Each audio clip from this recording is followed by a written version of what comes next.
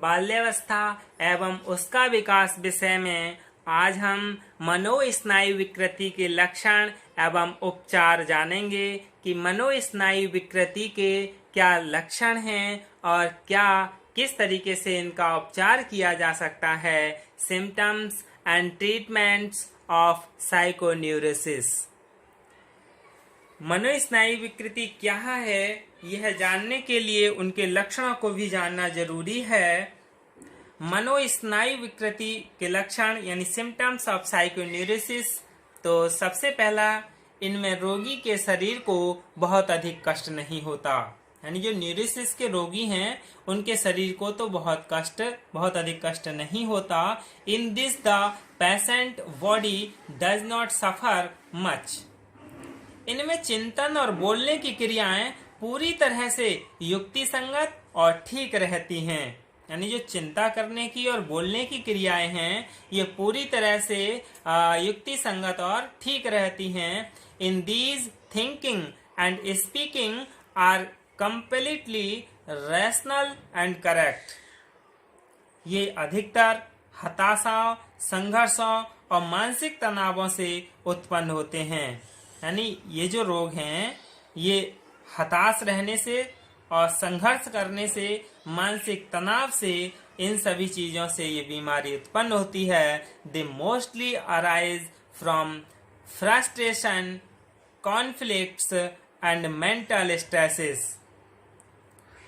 रोगी का व्यक्तित्व सामान्य रहने के कारण वह अपने दोषों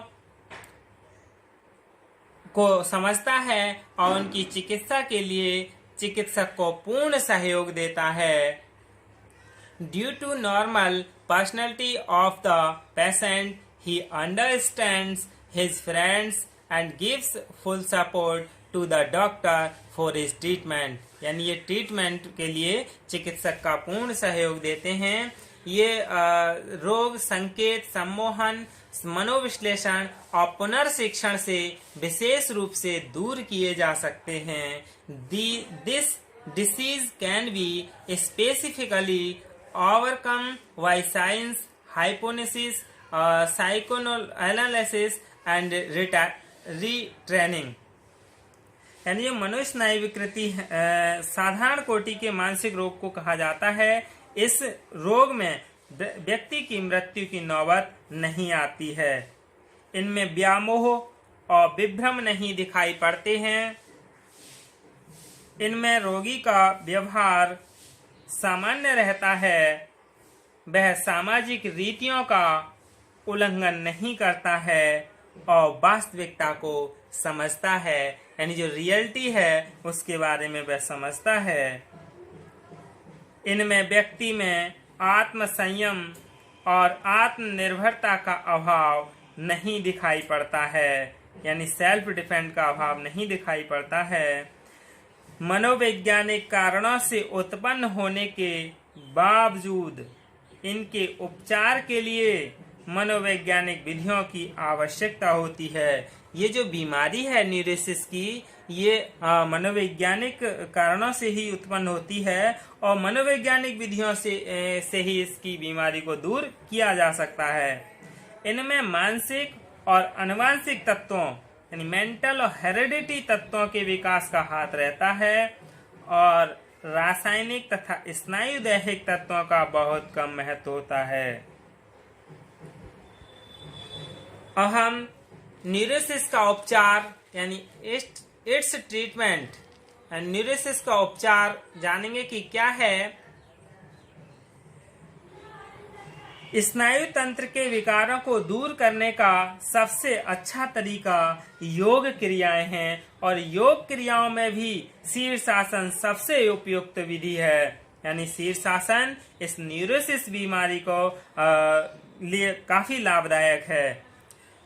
yoga actions are the best way to overcome disorders of the nervous system of these. Headstand is the most appropriate. Super ego को ईगो पर जबरदस्ती थोपना नहीं चाहिए। यदि सुबह की प्रार्थना माँ बाप की दृष्टि में अच्छी है तो उन्हें अपने बच्चों को इसका औचित्य समझाना चाहिए, ना कि उन्हें जबरदस्ती इस तरह से कहा जाए कि आप प्रार्थना करें। यानी बच्चे की स्वतंत्रता का हनन नहीं करना चाहिए, उसे उसके महत्व के बारे में बताएं। यदि बच्चे को उसका महत्व समझ में आएगा तो वह जरूर उस सुबह की प्रार्थना को करेगा। यानी सुपर ईगो को ईगो पर जबरदस्ती नहीं थोपना चाहिए। Super ego should not force ego. फिर प्रत्येक व्यक्ति को समाज में अपने तरीके से रहने का अधिकार है, उसकी स्वतंत्रता का किसी भी प्रकार से हिरास नहीं करना चाहिए।